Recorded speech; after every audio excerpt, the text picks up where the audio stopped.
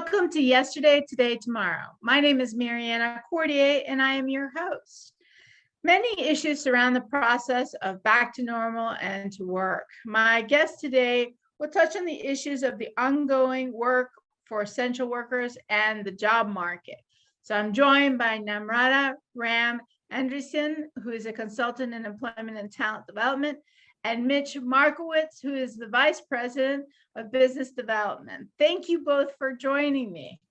And so I'm going to start with the job market because, we hear a lot in the news that there's jobs, but there are no employees applying and a whole bunch of dilemmas. Namrata, what do you see as the issue, and what is going to happen down the line, do you think? Yeah, first of all, hello, everybody. Good to be here.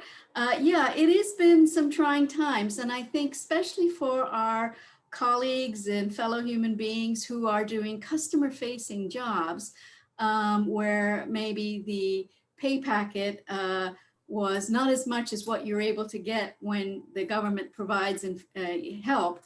I think that has created some caution and some opportunity to really think as to where time can be best spent. With the result, there's been a shortage in the labor market, especially with our blue collar colleagues who do such a fantastic and important job, but yet are also on the front lines of this pandemic that we've been in the middle of. So that, I think, definitely has caused some shortage in the labor market in terms of offsetting one's pay versus getting a check from the government. And what about the professionals on the professional end? What are the challenges being faced in developing talent for positions that are open and available right now? Well, I think for the professional and for the white collar worker, I think it's all about how indeed do we do this hybrid work, or what is the new normal of work? You've got companies that are just absolutely fine with teleworking and saving money on those building leasing costs and contributing to the green economy by lessening the carbon footprint. And then you've got some employers like, universities, for example, that have to have employees back because students are going to be on campus wanting to experience a 4-year face-to-face environment. So then what do? Do you go full-time back? Do you go hybrid? I think these are the challenges that are facing some of the white collar workers. And also, how do you manage your time? Because Zoom time and Zoom fatigue are very real. And how do you balance that time with the face-to-face time? For me, I find that when I'm with Zoom, it's boom, boom, boom. But then when I'm with some colleagues, I'd love to chit chat. So that will cut into my quote unquote productivity time. Right. Yeah.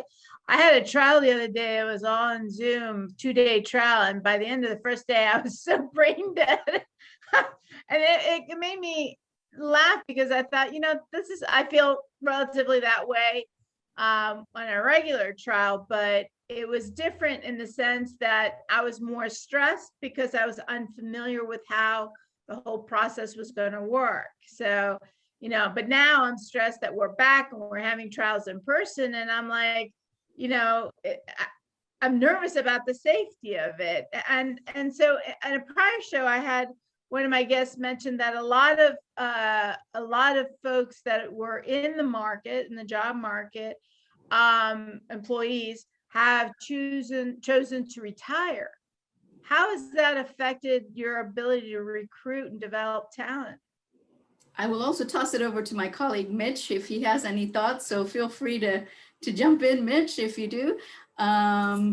But yes, I think for some people, this has been a wake-up call in terms of work-life balance and what the priorities have been during this pandemic time. So I think during this pandemic time, when we weren't able to go out, a lot of us went in. And I think, for some, retirement seemed like a good option. I guess you get too used to watching the Netflix and getting up at different times and doing things in your pajamas. So, sounds like retirement might not be a bad idea. to live a Well, I got to tell you, I life. wish I was in a position where I could make that decision. That sounds appealing right now. I miss Netflix. I'm not watching nearly as much as I did before. But you're right. I mean, our organization, and thank you, Namrata, for tossing it over, and Mariana, thank you for having me. There are so our organization, our industry, which is made up of certified nursing assistants that go into people's homes. They're there to help people remain as independent as possible. It was really dangerous. And there was so much uncertainty around their ability to stay healthy. A lot of them made that decision to just say, you know what, I got kids at home. The amount of money that I make working out in the field, I'm paying to my babysitter. So what's the difference? Why am I going out? Why am I doing that? So there's definitely a significant percentage who have chosen not to come back. And what makes it even more challenging is you flip the coin a little bit. The demand for their services is even greater than it was before because there's so much pent up demand. There were so many people that were very happy over the better part of the last year and a half to go without help. They'd rather take the chance of falling and breaking a hip than contracting COVID. That all of a sudden we're starting to see those people reach out to us and say, we need help, and we don't have nearly enough workers right now. So that's actually one of the biggest challenges of our industry right now. So how do you replace the lost workforce? How do you approach that? Because I mean, COVID, we've survived it, but I don't think it's gone. I mean, we still hear about the variants, and nobody knows what this is going to look like a year down the line, 5 years down the line, 10 years down the line. So as a vice president, how do you, doing business development, how are you approaching this? I mean, this is a novel area. It's something that, in my 20 plus years in the industry, we've never seen anything like it before. And for us, it's all about education, education, education. A little over a year ago, it was all about making sure that everybody had a mask, right? That was the first step. And we were scrambling to get enough masks and aprons and all sorts of PPE gloves just to make sure that those caregivers out in the field were safe. And it was crazy because there weren't enough out there. So we were meeting some of our friends in other organizations in parking lots and making trades. Hey, I'll give you a case of aprons if you give me a case of N95 masks. So that was step one. Step two was, hey, let's figuring out how are we going to get everybody tested. And that was the whole fall was all about, let's make sure we get everybody tested as often as possible to make sure that everybody's being protected and as safe as possible so we're not transmitting. And then when New Year's came and the vaccine was presented, that's really been our biggest effort for the last 7 months is let's get as many caregivers vaccinated as possible to protect everybody. We've got total of about 1,300 caregivers and over 1,000 have received at least one shot already, which is fantastic. And now it's all of the same lather, rinse, repeat, right? Because we don't know what's going to come with this new variant. We are still encouraging our caregivers to mask up, our clients to mask up. I still wear my masks when I go out into public. That may never go away. We don't know. But in the meantime, we're just riding along with everybody else and hoping to do our best to keep everybody safe.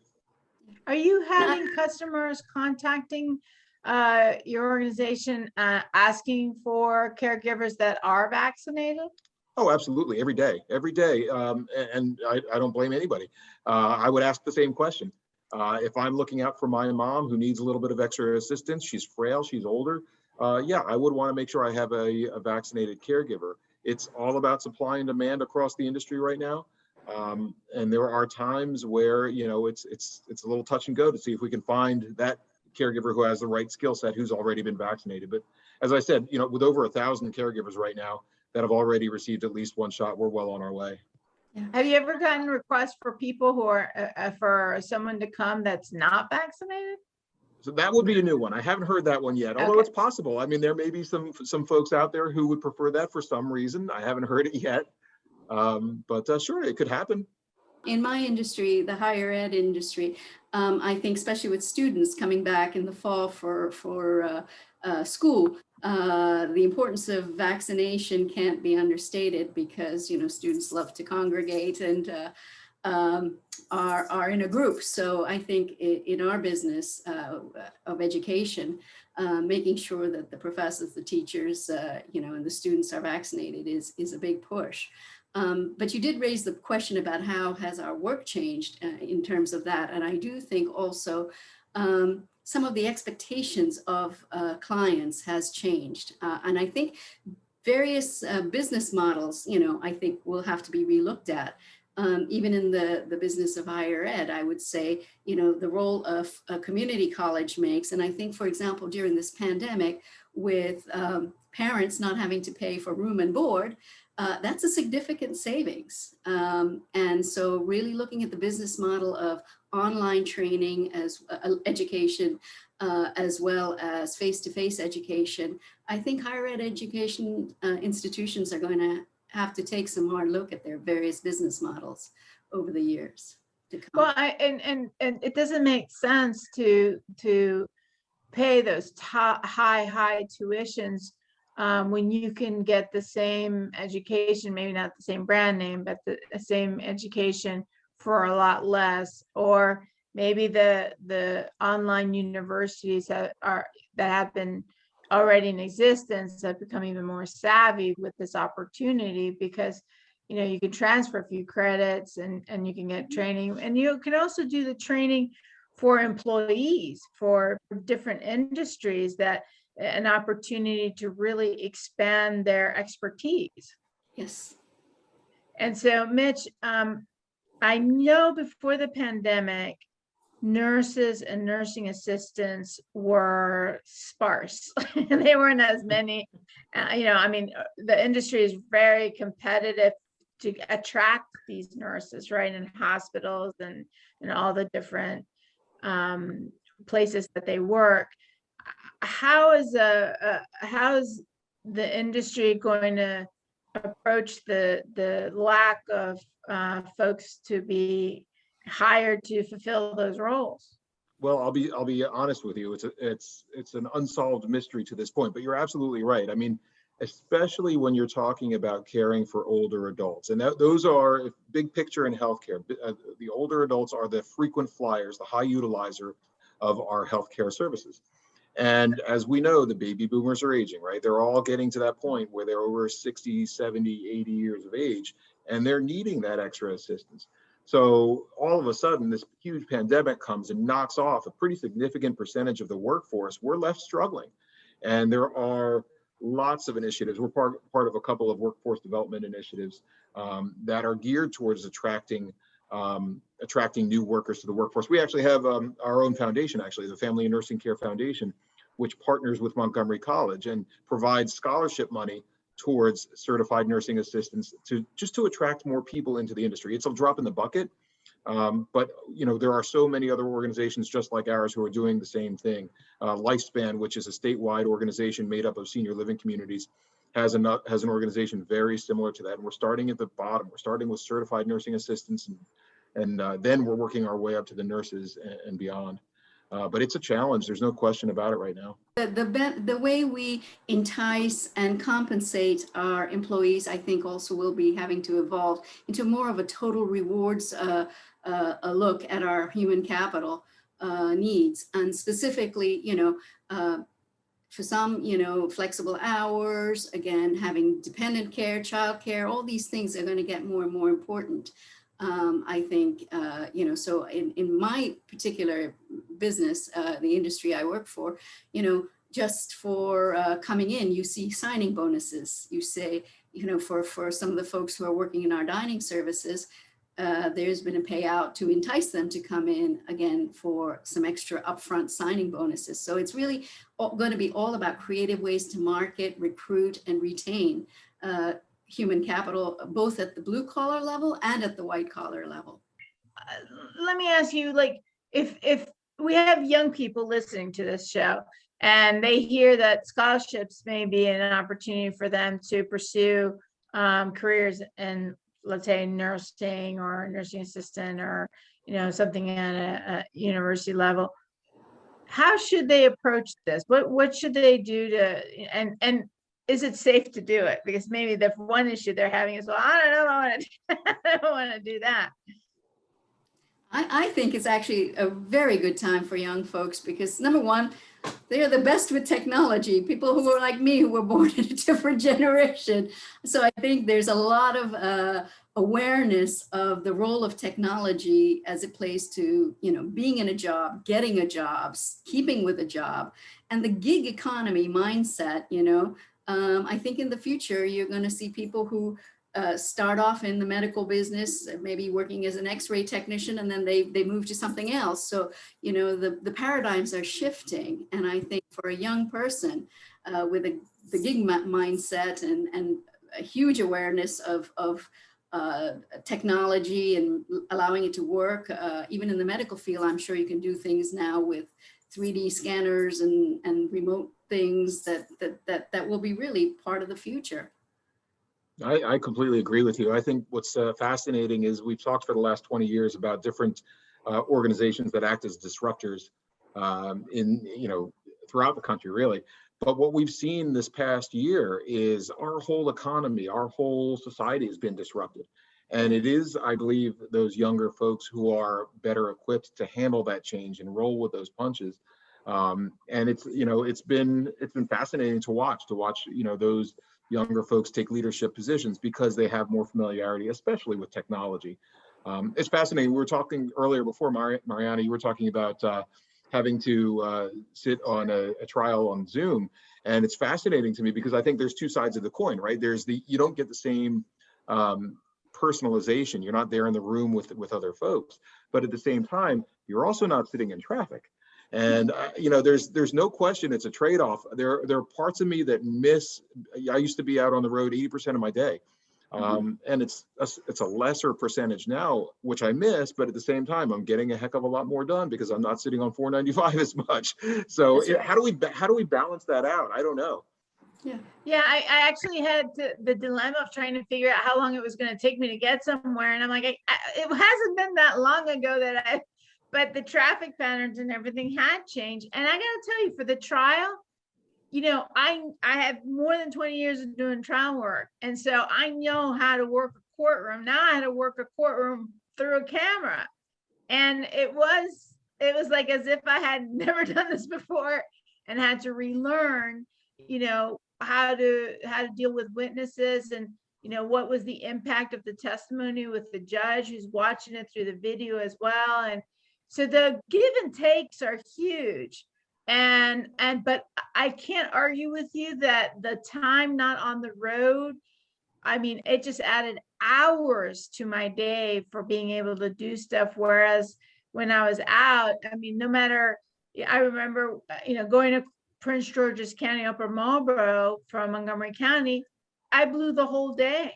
Whereas when I was doing the hearings, I was literally only, taking up maybe 2-3 hours and I was done and I could move on to the next thing in the office. So technology is huge. Yeah, I think Mariana, you're talking also about shifting our paradigms in terms of what is more effective, in terms of the outcomes we're seeking for work. Is it effectiveness or is it responsiveness? Is it the effort we put in? Is it the outcome? So I think this is really a great opportunity to question some of those larger themes as it comes to your work and work-life balance. I mean, do you trust or do you track an employee? These are a lot of things that have come up, I think, as part of this whole pandemic and the different. Well, and I think the other issue is, like you said, when we're doing the Zoom, it's your your next, and by the time you're done, you put in legitimately the same amount of time, but more work in than if you're in person. You go to lunch and you chit chat with a person over here, and how was your weekend, and then so you get work done, but not quite at the same level. And maybe you can do the work if you're not having to talk to people first thing in the morning, so it's done before. And so I think that the employer has to also adjust and adapt as to, do you want that person really 9 to 5, or do you want the work that was scheduled for that day to be done whenever it's done within day? And our younger people are so used to this, and social media, I think, is going to play a huge role in the workforce of the future. I'll be honest, to get my son, who is upstairs, I had to text him, even though I'm just downstairs. But that's what really became the way, we communicate. It cracks me up when I go into a restaurant and I see 4 people on their phones and they're probably chatting to each other, but Yeah. they're sitting at the same table. But the question is, I mean, it's an important question to ask, right? There's the productivity side of it, but there's also the culture side of it as well. We've always prided ourselves on having that strong sense of family, that camaraderie, that togetherness that builds that culture, right?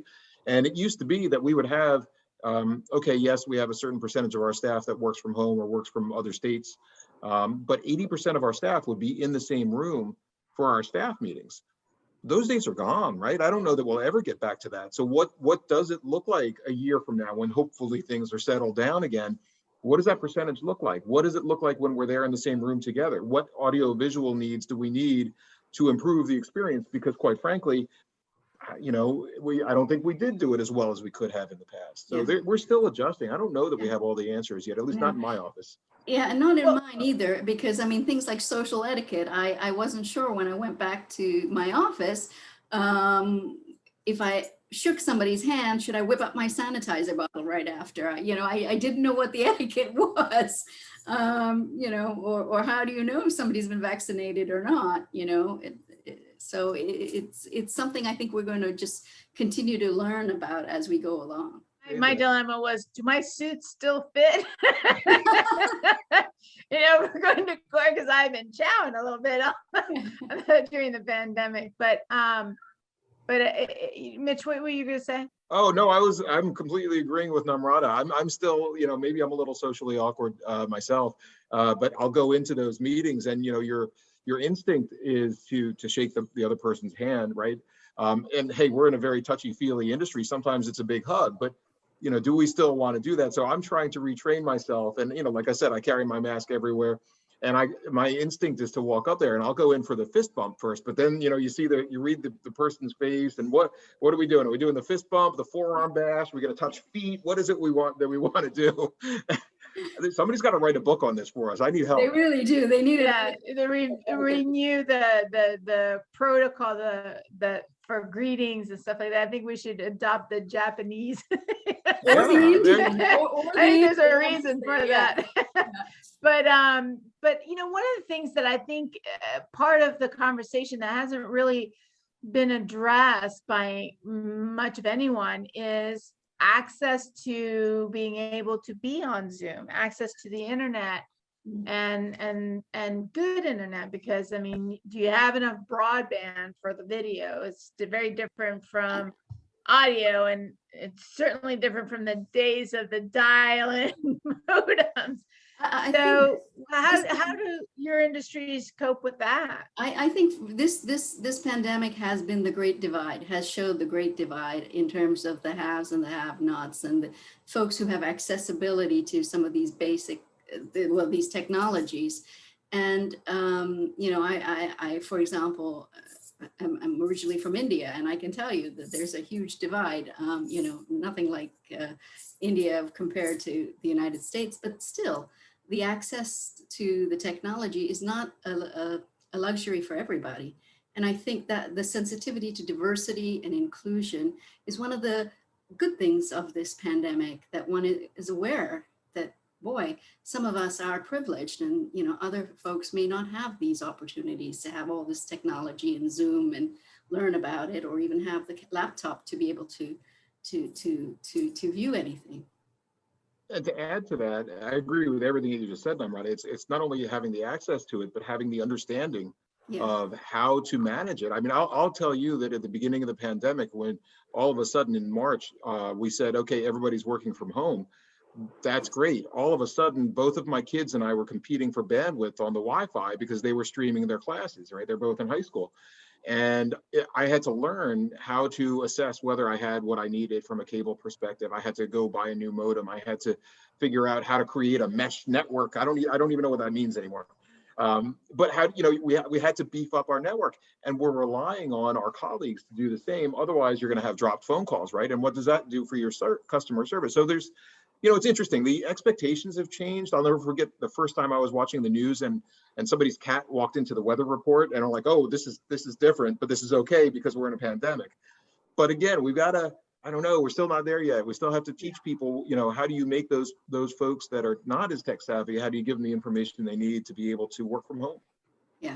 Yeah, I mean, because if not, they're going to be left behind. It's almost like, the factory worker that no longer has a job because the factory's been innovated to the point of its computers and robots, and, how do they adapt and become, trained in something else to be able to be competitive? It's hard. It's really hard. It's not only an issue of economic, I think, differences for people who may or may not be able to afford that high-end bandwidth packet that Verizon provides or something like that.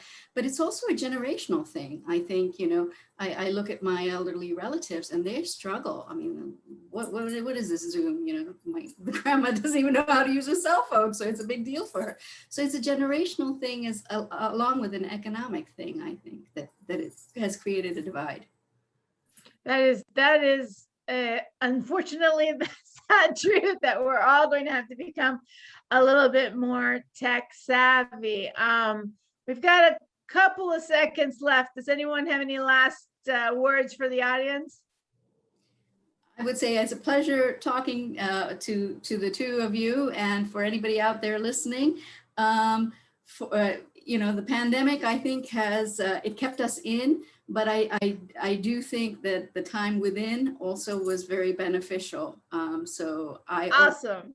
Great. Thank you so much. So I want to thank my guests who were absolutely awesome. I want to thank the audience for watching. We are also on YouTube, and check us out on Facebook. I'm Mariana Cordier. See you next time.